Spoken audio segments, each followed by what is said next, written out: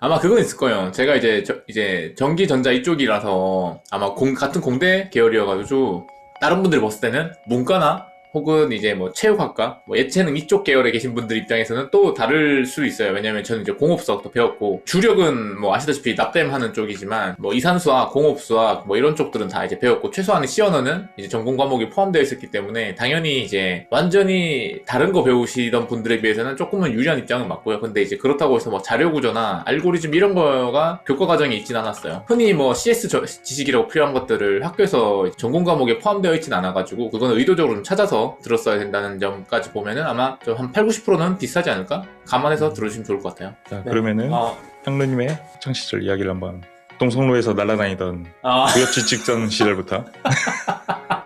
고등학교 때까지는 그냥 인문계 다녔고, 대학교 올라갈 때는 국립대 중에 제가 가능한 성적권이 필요했었어요. 그러니까 사립대는 너무 비쌌고, 공대 가려면 막 한 학기 학비가 뭐 400만원 넘던, 그쵸. 450만원 막 이랬던 시절이고, 국립대 사립대 이렇게 해가지고 이제 보니까 이제 그나마 이제 성적도 가능하고 국립대고, 언어 점수를 또 비중 있게 보는 전형이 있더라고요. 차 타고 1시간 이내 갈 수 있는 거리여서 거기로 갔고, 전학이라고 해서 취업 깡패 학과 전자화학 기계공학 3개지만 저도 이제 호돌맨님과 똑같은 길을 갑니다. 거의 이제 한 2.1 뭐 학고는 겨우 못했지만 거의 이제 그때 또 하필 던파가 엄청 유행해가지고 돈 되는 파이트 엄청 하고 맞아요, 그래가지고 이러면 이제 인생 끝나겠다 싶어가지고 이제 당연히 이제 1학년 2학기 끝나자마자 바로 군대를 갔고요. 군대 갔다 와서 아마 대부분의 이제 복학생들이 공감하시겠지만 2학년 1학기는 성적이 잘 나오거든요. 그때 그래서 저도 이제 딱 한 번 그때만 딱 한 번 장학금 타고, 그때 또 공대생들 입장에서는 교양 과목 점수 높은 것보다는 전공 과목 점수가 높아야지 취업이 잘 된다는 거를 모두가 또 알고 있던 시절이어가지고, 근데 저는 이제 교양 과목 점수가 높은데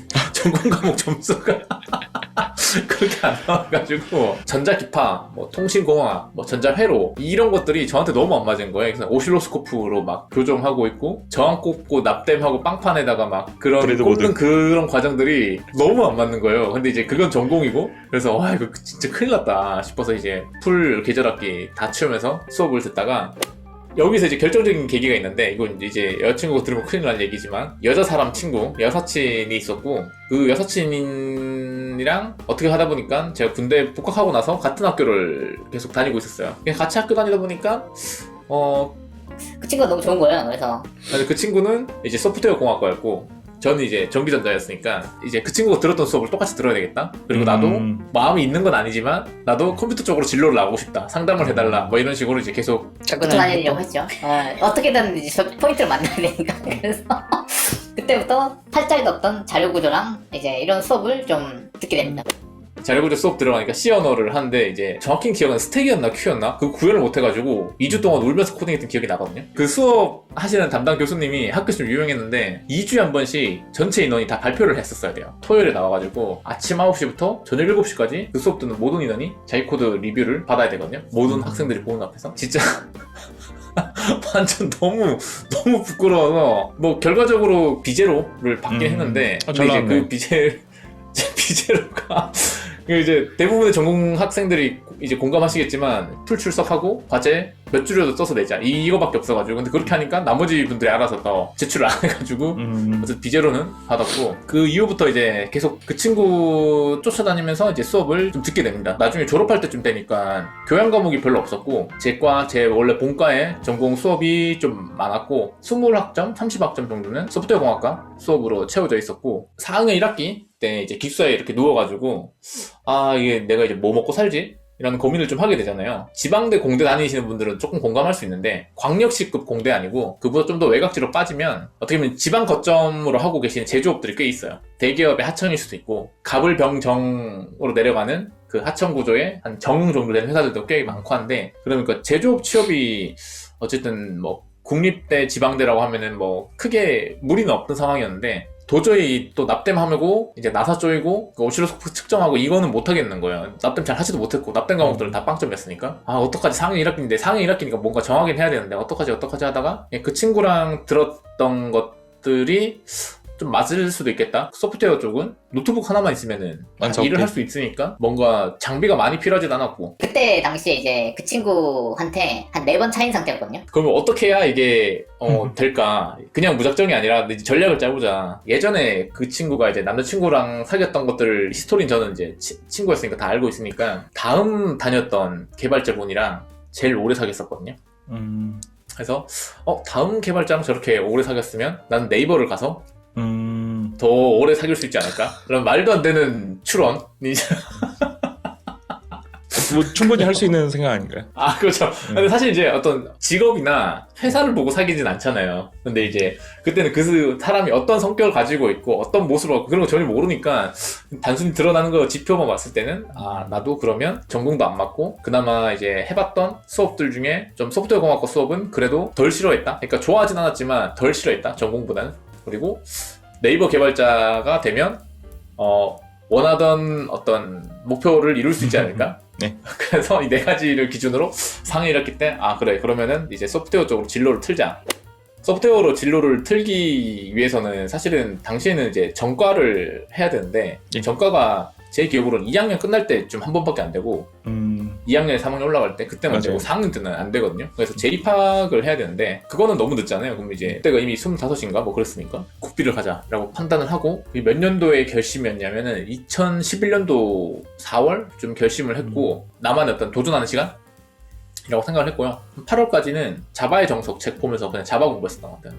2011년 8월에 서울을 올라오게 됩니다. 그 대구라고 하는 그 경상도 지역을 떠난 적이 한 번도 없어가지고 태어나서 처음으로 이제 서울을 오고 또 이제 신림동에 525짜리 방을 구해서 살면서 10월달에 이제 국비학원 수업 듣고 그때부터 2월까지 그러니까 한 4.5개월 정도 국비학원을 진행을 했었는데 개인적으로는 이제 수업 때 얻은 게 많진 않아요. 거의 없어요. 왜냐면은 아마 좀 공감하실 수도 있는데 처음 자바는 한 2주 동안 하니까 좀 잘 가르쳐주시거든요. 상세하게. 그리고 좀 내용이 그렇게 어렵지도 않았고 근데 이후에 바로 JSP 그다음에 서블릿, 스트러츠, 스프링 그리고 아이바티스, 뭐 HTML 이렇게 쭉 진행되는데 거의 일주일에 한 과목씩 끝냈거든요. 교육은 2달 그리고 이제 프로젝트가 2달 반인데 2달 동안 이 과목들 다 진행하니까 거의 이제 뭐 한 주 동안 하는 게 없었어요. 그냥 보고 따라치고 보고 따라치고 보고 따라치고 이거밖에 없었고 저는 또 그때 국비학원 생돈 내고 다녔거든요. 이제 지금은 정책이 다른데 당시에는 국비학원 정책 중에서 재학생은 그 지원이 안 되는 게 있어가지고 제 돈 생돈 300만 원인가 내고 수업을 들었었고 9시부터 4시까지는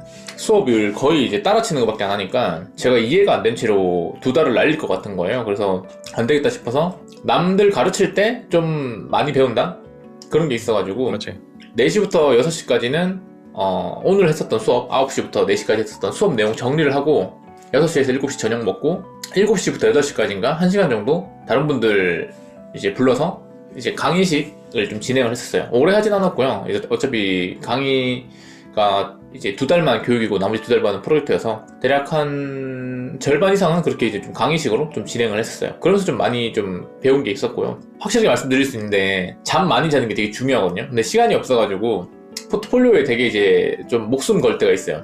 비전공자분들은 내가 이 포트폴리오 잘 만들어야지 취업이 잘 될 거라는 어떤 희망이 있는데 국비학원 같은 경우에 팀 프로젝트다 보니까 본인이 만드는 영역가 되게 한정적이기도 하고 그리고 자꾸 이제 UI, UX에 되게 목숨 걸거든요. 근데 그건 의미가 없고 어차피 코드 어떻게 짜는지가 중요하니까 퀄리티는 그렇게 신경 안 써도 돼요. 어쨌든 자기가 얼마나 많이 학습을 하고 얼마나 많이 배웠느냐가 중요한데 저는 그것도 모르고 일단 잘 만드는 게 중요하다는 생각에 그냥 책상에서 자고 아침에 일어나면 양치질 그냥 화장실 가서 하고 그 생활을 또 했었죠. 명절 때도 그냥 학원에서 자고 잠깐 하루 당일치기로 막 갔다 오고 그런 식으로 했었는데 그거 전혀 효율적이 없었고 딱 10시쯤 되면은 이제 퇴근해서 집에서 자고 정상적으로 출근해서 다시 또 수업 듣고 프로젝트하고 이런 게 정상적인 건데 어쨌든 이제 그렇게 해서 포트폴리오 하나 챙기고 이제 학교를 복학한 뒤에 4학년 이제 2학기가 되었는데 2학기부터 그 다음 이제 5학년 1학기까지는 취업 준비를 했었죠. 여기서 이제 저도 이제 호돌매님처럼 취업 연기를 합니다. 왜냐면은 당시에 이제 인턴 채용 공고가 재직 중인 학생들만 가능을 했어서 졸업을 하면 인턴을 지원을 못하는 거예요. 근데 저는 이제 인턴이라는 자리도 되게